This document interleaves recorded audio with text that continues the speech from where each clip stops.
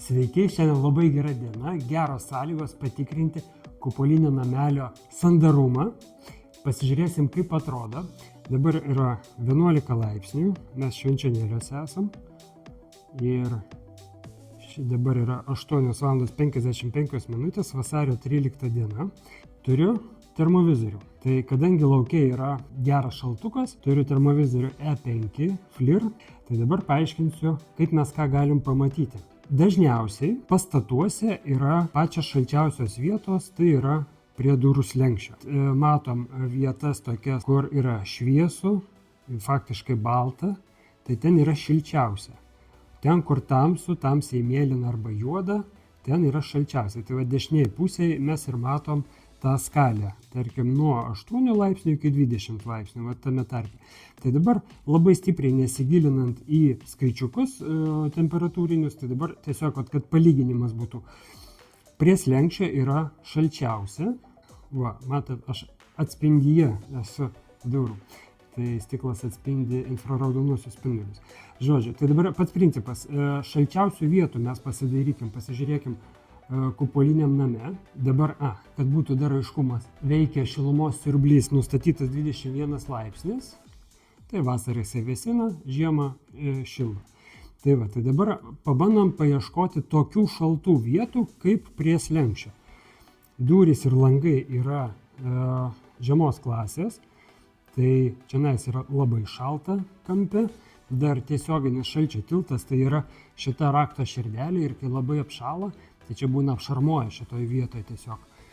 Tai dabar pasižiūrėkim, ar yra tokių šaltų vietų, kaip prie slenksčio kupolo konstrukcijoje.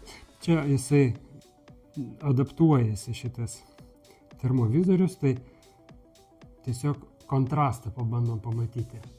O, lemputė, jinai labiau sušyla nuo šilumos siurblio, kadangi šildo daugiau tuos vidinius objektus, vidinius daiktus. Palangė šalta, akivaizdžiai matosi, ten pats profilis, ten to sandarumo galbūt šiek tiek trūksta. Čia yra stiklo paketas iš 2 stiklų. Dar įdomus mazgas yra stoglangis.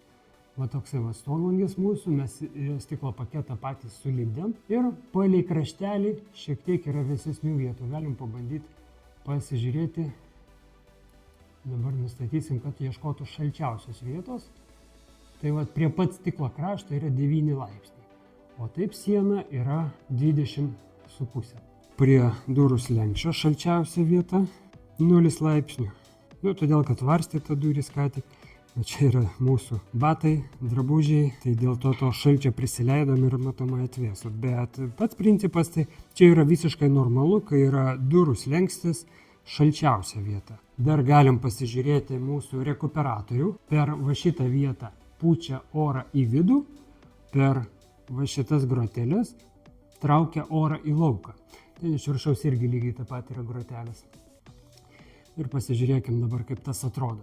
Rekuperatoriaus darbas yra išsaugoti viduje esamą temperatūrą. Tai dabar, jeigu būtų tiesiog ventiliacija paprasta, ne rekuperatorius, tai šitoje vietoje, matom, kad yra šalčiausia vieta, -12, 11,5 laipsnių. Tai jeigu nebūtų rekuperatorius, tai trauktų -11 laipsnių būtų.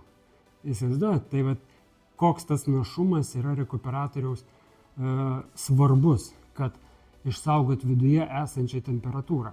Tai nesvarbu, ar tai būtų žiema ar vasara, nes vasarą mes vėsinam, žiemą mes bandom šildyti pastatą, tai mums yra svarbu, kad tiesiog tą, ką kondicionierius padaro, tai kad viduje esanti temperatūra išliktų.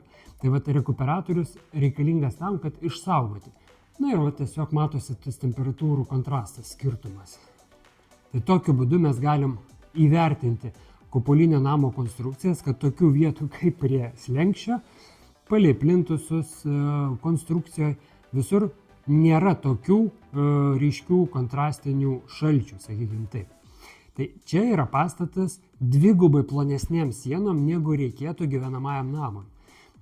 Dabar gyvenamajam namui reikėtų, kad būtų minimum 28 cm kupolo sienų storis. Kuo platesnis kupolas, tuo sienų storis yra didesnis. Greitų metu turėtų atsirasti 12 metrų skersmens kupolas šitoje lentelėje. Tai va, mes padarėm šitą kupolą, čia yra 7 metrų skersmens ir 15 cm storis. Čia buvo eksperimentas su šito kupolu darėm ne vieną eksperimentą. Tiesiog buvo technologiniai pakeitimai, tai buvo mums svarbu, ar išlaikys konstrukciją, ar galim siūlyti tokį variantą kaip šitas. Tai viskas pasiteisino ir dėl to galima kartais užsisakyti kupolą su plonesnėm sienom, jeigu nereikalinga A+++ klasė. Tiesiog, kad būtų bendras supratimas.